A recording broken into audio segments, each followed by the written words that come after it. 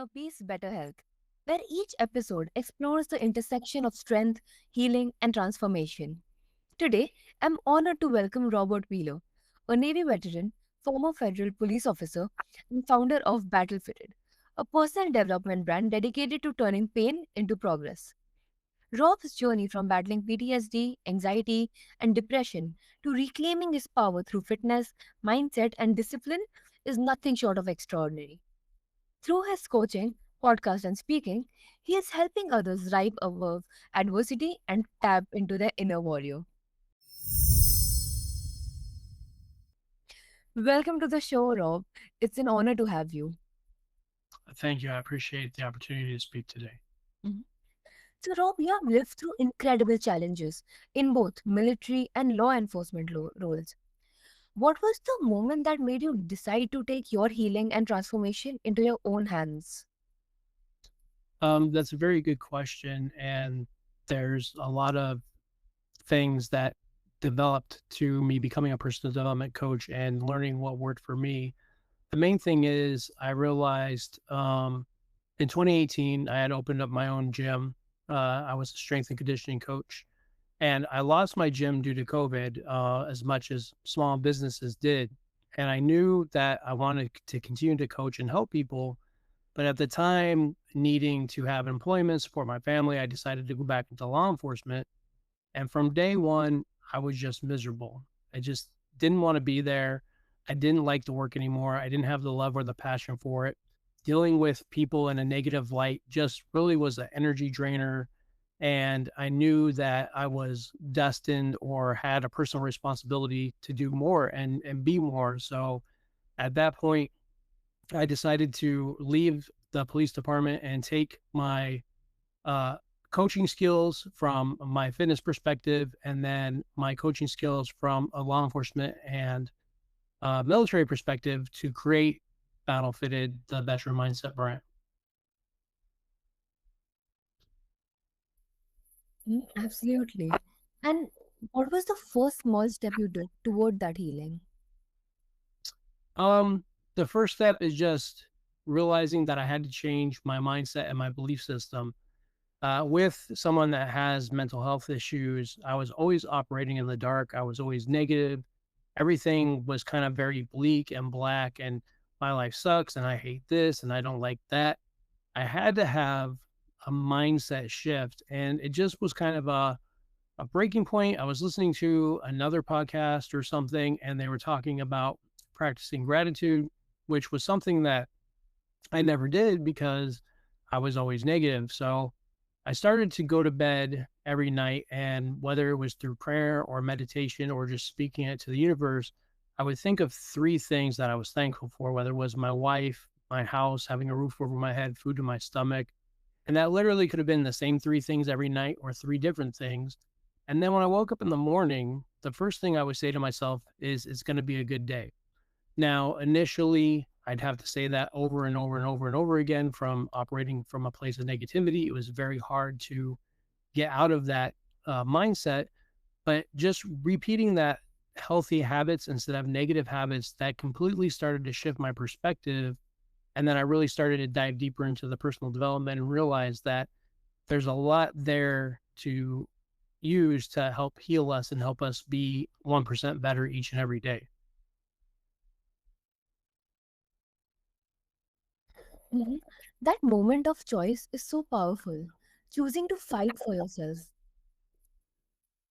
Definitely. I love to tell people that you have to be comfortable in being uncomfortable. And if you can learn that, which it's very hard, it's something that you have to practice over and over again, that almost becomes like a superpower because it makes you more resilient. And then what happens is, well, each and every day, if you're dealing with just little minute issues, like maybe someone cut you off in traffic or someone's rude to you or whatever, you realize that the intention and the energy put into fighting back and being emotionally charged due to that incident, it's not worth it. So you start putting your energy into things that hold more value and purpose.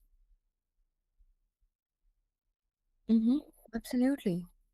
So, you often say that fitness saved your life. How did fitness help you mentally and emotionally, not just physically? That's a great question. So when I first got out of the military, a lot of veterans we get depressed because we kind of lose our purpose, we lose our tribe, we lose the people that we've been around with for so long, especially someone like me who was in for 10 years. And with injuries and the depression and mental health issues, once again, you go to a very deep and dark place. And it's not that you can't work out anymore. It's not that even if you have injuries that you can't do some form of activity, but we get to this place where we just kind of give up, and it's very frustrating. And it's across the board with lots of veterans and first responders that face some kind of adversity in their career. And I just realized that I had done a mud run, an obstacle course race. And my friend was a photographer and he took pictures. And when I saw the pictures, I just did not like the way I looked. I was very obese. I was almost 300 pounds. Everything was fat. I just didn't feel good. I didn't feel good carrying all this extra weight around. So I decided from that day that I was going to change. And I truly believe that fitness is what starts the discipline and the consistency, because when you in an exercise program or an exercise routine or doing some form of activity, you have to once again be uncomfortable doing that. And then once you get comfortable, that becomes a non-negotiable item. And that non-negotiable item what keeps us going. It keeps us being more resilient. It keeps us being better. And so not only from a health standpoint of obviously being healthier, eating healthier, being stronger, being in better shape, but staving off some of the mental health issues because you're putting that energy into the gym. Fitness truly saved my life. And fitness is actually the first pillar or cornerstone of how I do my coaching. Mhm. Absolutely. And was it more about the discipline or the endorphins or both? Um, so it's kind of funny because, a lot of people when they look up things that they want to become or do or be, they want motivation and they want some form of motivation. But the problem is motivation is very unreliable. And even if you don't want to do it, if you can force yourself to do something each and every day, and sometimes you fall down and you get back up and you do it again, but it takes that multiple time. Discipline is what builds the consistency. Consistency is what builds the progress. And then progress is how we win. So it was just having to be disciplined to the point where working out for me, it's automatic. It's not something I think about. It's not something I dread. It's not something I say, I'm not going to do this today. It just happens automatically because now it's ingrained and rewired in my brain.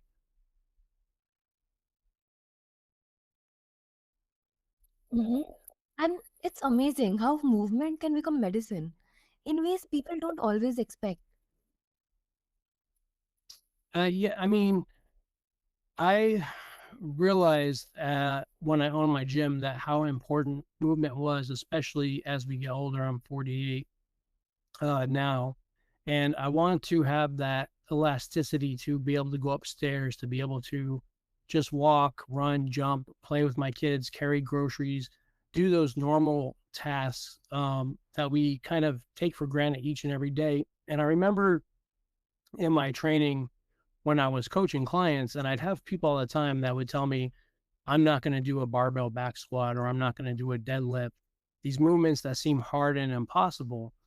And I would start them at a basis, at a very low starting point, and tell them, okay, sit down on this bench. Now stand up, and have them do that over and over again until they started to build that movement of actually squatting and getting up. And then before you know it, they would have the bar on their back. And then after that, they would have weight on the bar. And then after that, they're making personal bests. And these are all older adults that didn't think they could do this, but it helped them get rid of back pain. It helped them get rid of knee problems. It helped them obviously lose weight. So fitness is definitely very important. Health, nutrition, overall well-being to the whole holistic part of our healing and our longevity. Mhm. Absolutely. So, mindset is such a buzzword these days, but you have lived its real meaning. How do you define mindset, and what mindset shift was most critical in your journey? So, my definition of mindset, and that's a great question. I don't think anybody's ever asked me that. It's just rewiring your brain from a negative standpoint to a positive standpoint. Our brain is like a supercomputer. And if we look at our brain like a computer or a car engine, it the brain needs a tune up. Like you have to take care of your brain. It's a muscle, just like when we lift weights. It's something that we have to put value in, whether that's reading or taking the right supplements or eating healthy. I had a neuroscientist on my show, and we were talking about obesity and how obesity can actually give you more degenerative brain disease. So mindset is a overall holistic well-being of our brain, in my opinion. And my greatest mindset shift, I would say, is just deciding to be thankful for what I had. Because at the end of the day, I was always miserable, but I realized that my life wasn't that bad. And I had a lot more than what other people probably did. And I had to remember that no matter where you are at in life and what stage of life you are in, there's always somebody that's worse off than you and they're having a more rougher time than you. And that was even shown in a guest I interviewed that he had stage 4 cancer, but he fought and fought and fought. So, mindset shift for me is just being grateful for everything that's around me. That's amazing. So, how do you help clients reframe limiting beliefs when they feel stuck? So I always like to say I have a limitless belief system instead of a limiting belief system. And that starts, I look at their overall health first. If they're working out or doing some form of activity, what their nutrition and diet looks like, because emotional eating, binge eating, and just unhealthy habits is the start of what I have to change to get you to progress. I have to help you start building healthy habits instead of bad habits. From there, we go to mindset shifts. That can look like journaling, practicing gratitude, talking to people and having difficult conversations with the people you're avoiding. Once again, that whole feeling of being comfortable and being uncomfortable and facing those fears, those struggles that adversities that they hang on to. And I'm noticing through clients that have some sort of trauma, whether it's some sort of abuse or spousal abuse or addiction, when I can get them to focus on goal setting, specific goals, whether that's they want to lose weight, whether they want to get a promotion, whether they want to start their own business, and I can put them on that path to setting goals and focusing solely on those goals, the trauma doesn't necessarily go away, but they're able to overcome a lot of things and they're able to be successful and kind to start to forget of all those things that was causing them the mental health issues and the problems that kept them from going to where they need to be at. That's such a grounded definition. It takes from my theory into action.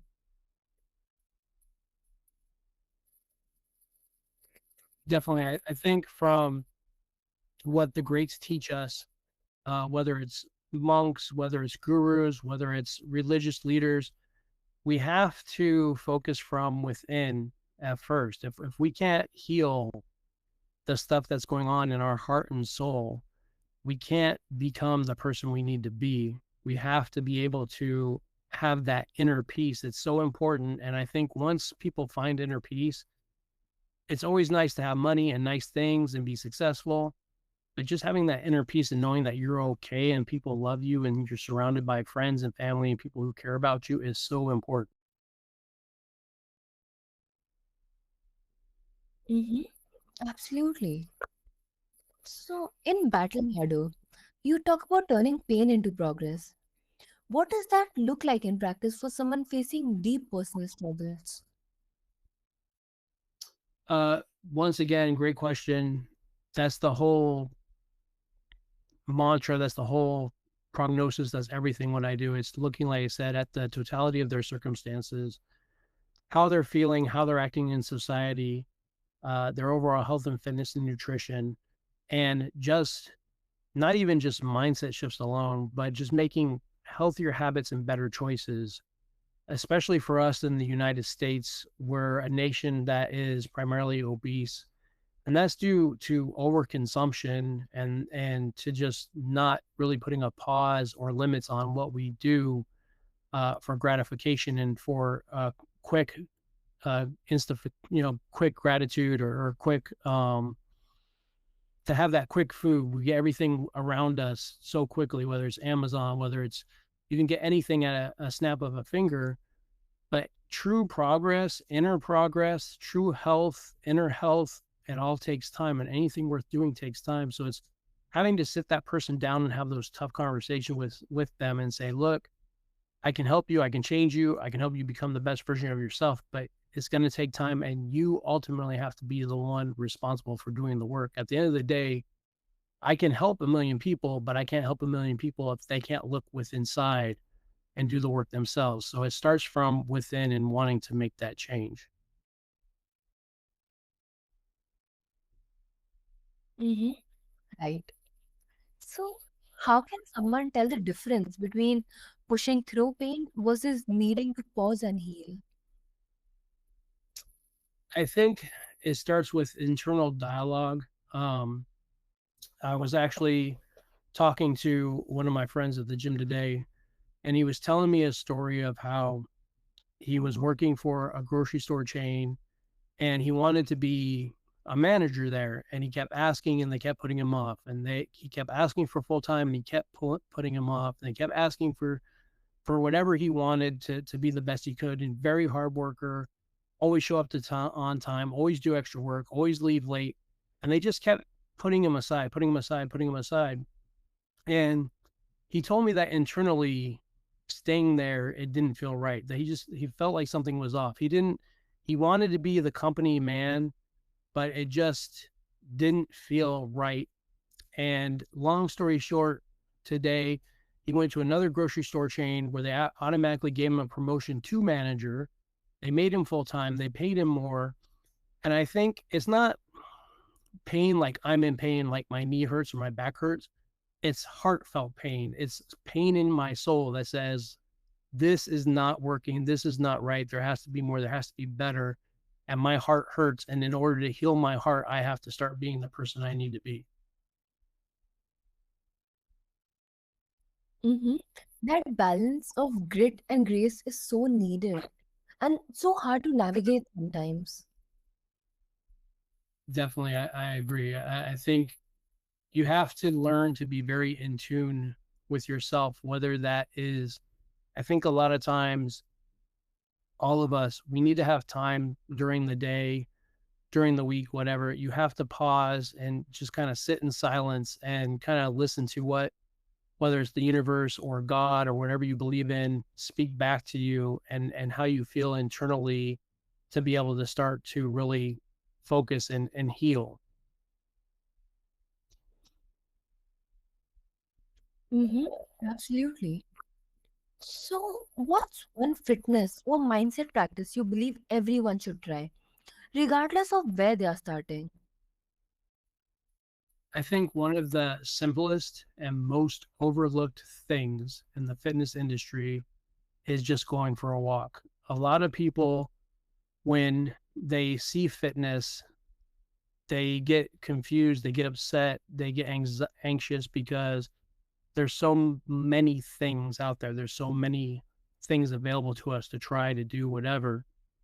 So I would say if you don't know what to do, just going for a walk, and it doesn't have to be any specific distance or time. It's totally based on your comfortability, your fitness level.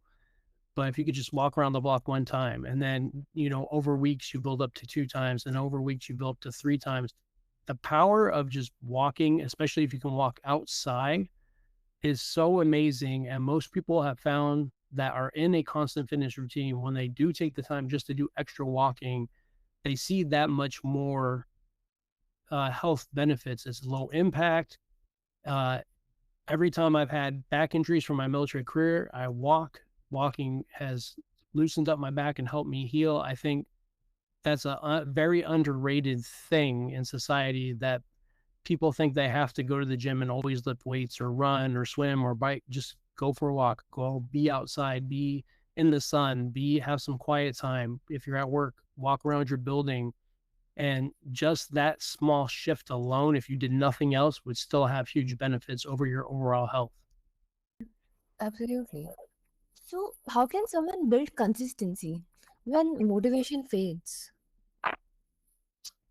You just have to want it. There's a saying that, the only bad workout is the one that didn't happen. I myself don't always have the best workouts. I myself don't always put up personal numbers when I'm lifting weights or doing a run. I myself still have bad days or days where I just have no energy, or maybe I didn't sleep well. It's that 1% every day, making a commitment to yourself where you do it anyway, regardless of the outcome. And over time, that's what builds the consistency and the discipline. It's not whether you feel like it or not. It's just putting one foot in front of the other and doing the work, no matter what the progress is that comes out on the other end of that.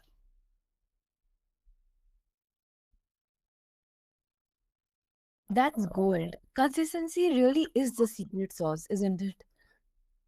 I definitely believe so. That's one thing that's beautiful about being in the military, is that they beat discipline into our bodies and our brains, which a civilian person might not understand. That truly is the key to accomplishing anything, is doing the hard things whether we want to or not.